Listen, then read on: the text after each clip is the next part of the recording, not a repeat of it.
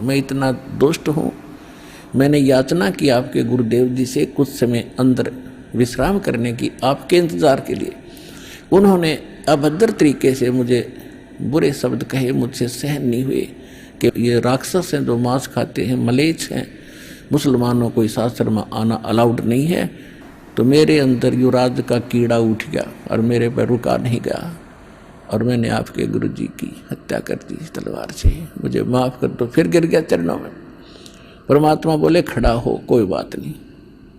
ये तो उसकी आयु इतनी थी, स्वामी रामानंद जी की आयु इतनी थी। उस समय स्वामी रामानंद जी लगभग 125 वर्ष के हो चुके थे, 125 वर्ष के, और 104 वर्ष की आयु में परमात्मा मिले थे उनको। तो परमात्मा ने कहा कि इसकी आयु इतनी थी और आपसे ही इसकी मृत्यु होनी थी, इसमें ना तेरा दोष है ना उनका दोष है, आप चलो। और लेकिन एक काम करो, मेरे साथ वापस चलो। परमात्मा ने कहा कि अपना काम बताओ, किस लिए आए थे? कि जिस काम के लिए आया था वो तो आपने आशीर्वाद मात्र से ठीक कर दिया। मैं बहुत दिनों से दुखी था, मेरे हाहाकार मची थी, आग लगी थी रोम रोम में।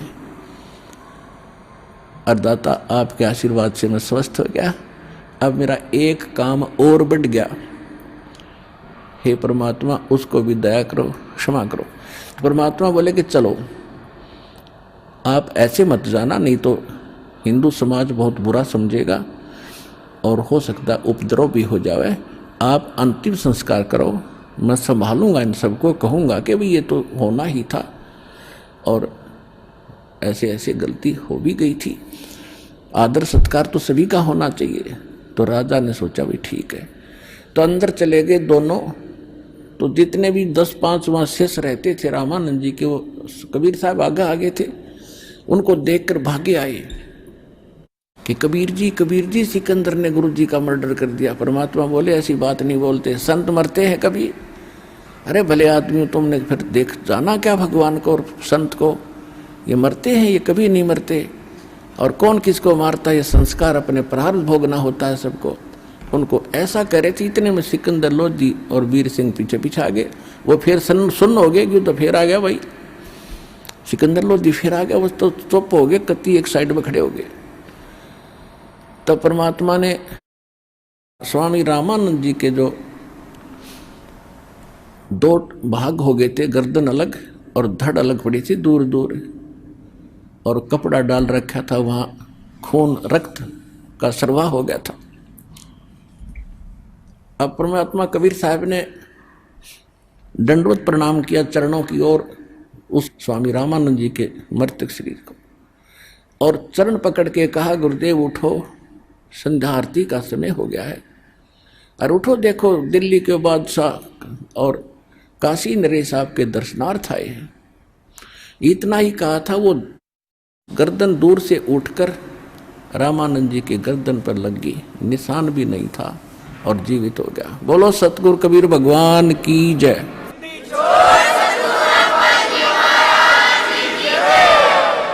अब सामने उठते ही उसने देखा सिकंदर लोधी फिर खड़ा है, फिर लाल आंख करने लगा। फिर इतने में परमात्मा ने कहा कि हे स्वामी जी, आप तो लीला कर रहे थे, आपको कौन मार सकता है? तो इतने में उसने नीचे ध्यान गया कि मैं तो मर गया था फिर, और ये मेरे शरीर से गर्दन कटने के बाद उनके शरीर से 2 धारा चली थी, एक रुधिर की, एक दूध की। शरीर से तो या तो ब्लड निकलना चाहिए था।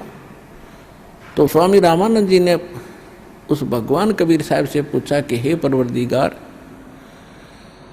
ये शंका का समाधान कीजिए कि ये दूध और रक्त ये ऐसे कैसे आया है? या तो रक्त होना चाहिए था सारा ही, ये दूध क्यों आया? तो परमात्मा ने कहा कि स्वामी जी, पहले आप केवल ब्राह्मणों को ही उत्तम मानते थे, अन्य जाति वालों को आप शेष नहीं बनाते थे, तो वह बड़ी कमजोरी थी।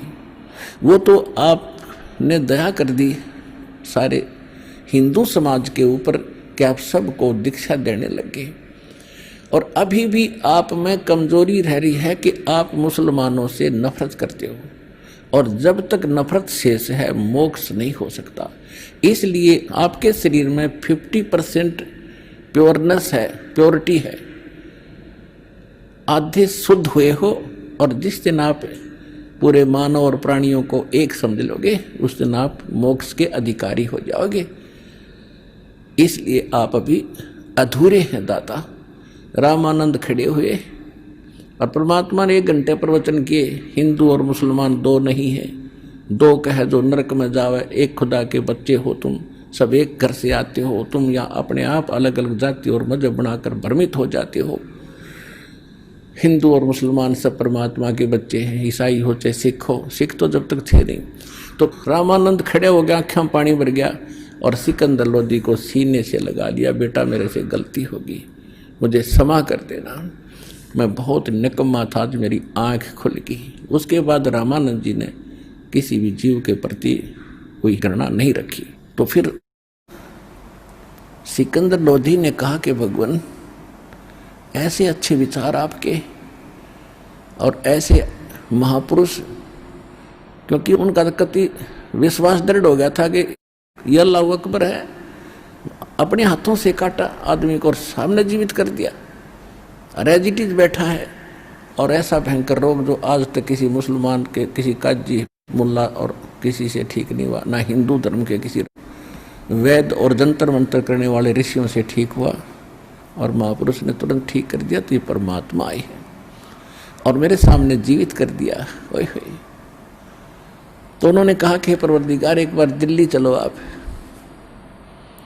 आप दिल्ली चलो दाता, वहाँ तो आग लगी पड़ी है, हिंदू और मुसलमान की आपस में ऐसा झगड़े होते हैं, आपके विचार सुनेंगे, हो सकता है सभी की बुद्धि ठिकाना आ जाए।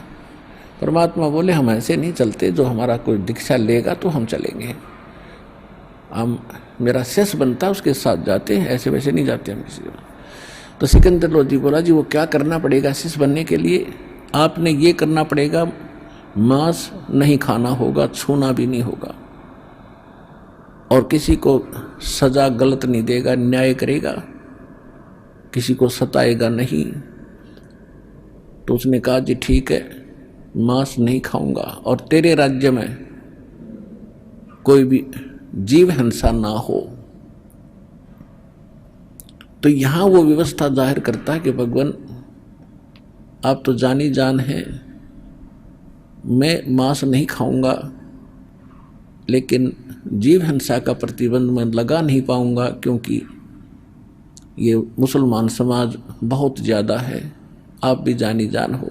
तो परमात्मा ने ये कंडीशन लूज कर दी कि ठीक है तू मांस नहीं खाएगा और कोई बुराई नहीं करेगा, बीड़ी शराब तम्बाकू हुक्का भी प्रयोग नहीं करेगा। मुसलमान हुक्का बड़ी चाव से पीते हैं, वैसे सारे पीने लगे, तो उस समय वो पीते थे, तो उसने कहा कि नहीं, वो सब मान नहीं सकते, और परमात्मा ने उनको अपना शिष्य बनाया। तो कहने का भाव ये है कि अब